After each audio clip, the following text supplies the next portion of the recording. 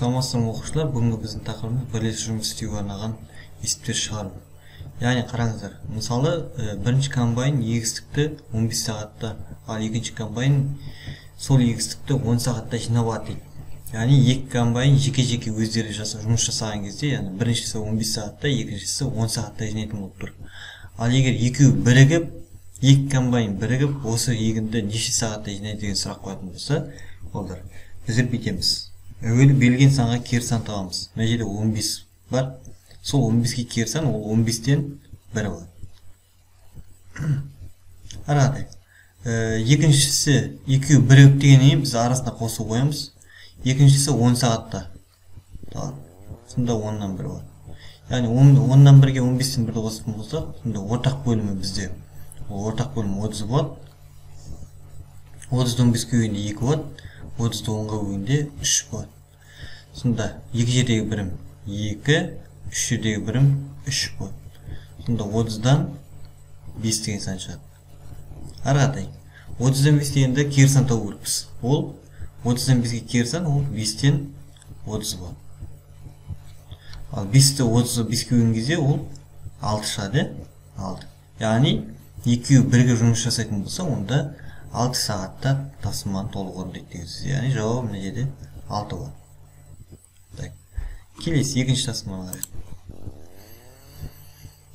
Үшіншісін қарайын бірден.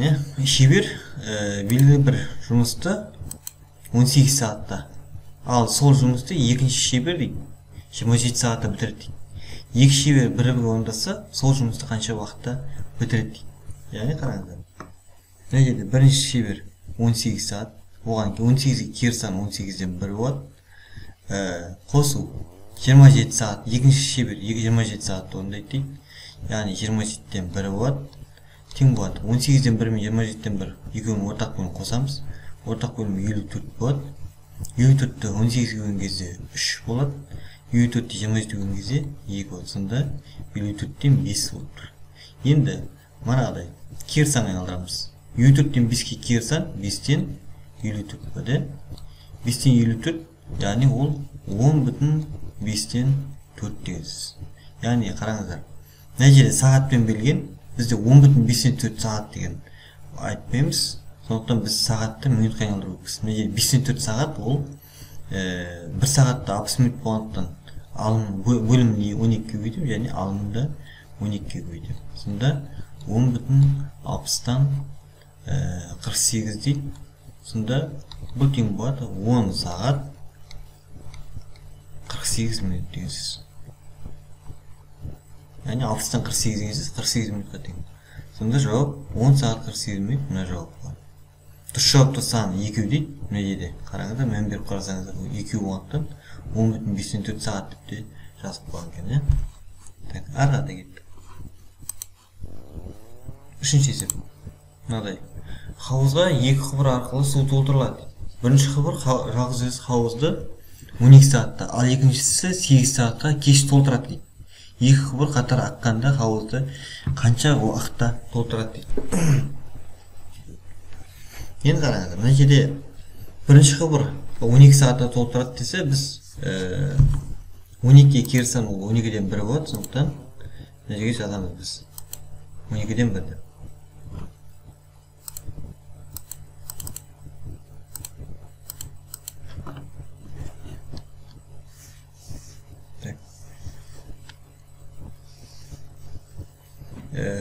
Ден 1.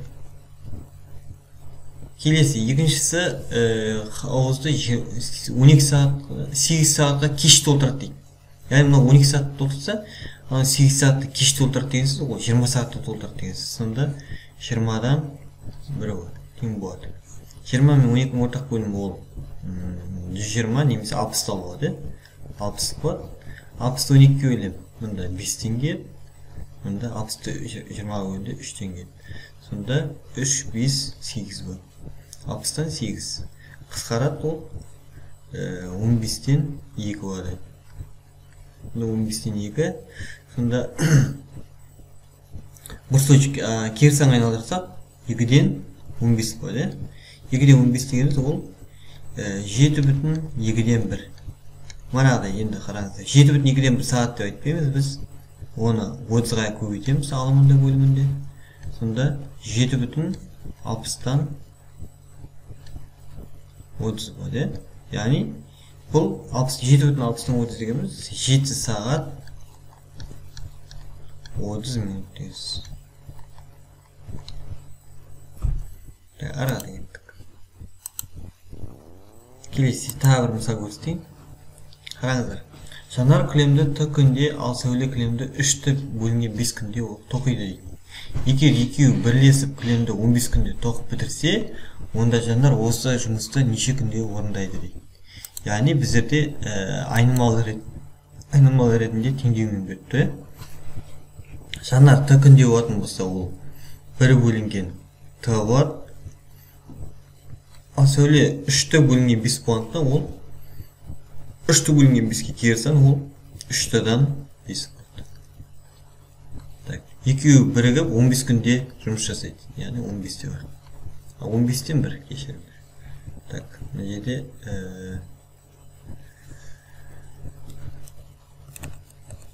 15-тен 1 болады.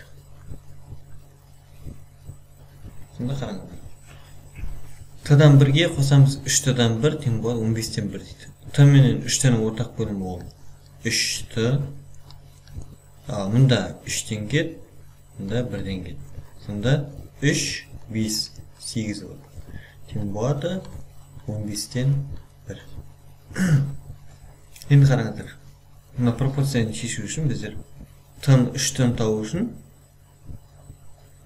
15-те 8-ге өйтеміз, 3-тені 1-ге өйтеміз. Сонда 3-тені 1-ге өйткен кезде ол 3-те болады, тең болады. 15-те 8-ге өйтеміз, ол 20 болады. Сонда 3-те тең болады 20 болса, онда Т тең болады 20-ға бөлінген 3 болады да, Т тең болады 40-қа тең болады. Т тең болады 40. Яғни 40 күнде жанар 40 күнде тоқиды, а сәуле 40-ты қоямыз, сонда 20-25-ке келген кезде 24 күнде тоқиды. Яғни міне жауап 40 күн. Жанар қанша күнде тоқиды дегеннен 40 саламыз. Тағы енді бір есеп. 9-шы тасылманы қарайық. Егер А және В пункттеріне екі автомобиль бір уақытта бір-біріне қарама-қарсы бағытта қозғалса, олар 20 минутта kesеді дейді. Бірінші автомобиль А және В пункттерінің арасы 1 сағатта жүріп өтеді. Белгілі болса, екінші автомобиль сол қашықтықта қанша уақытта жүреді.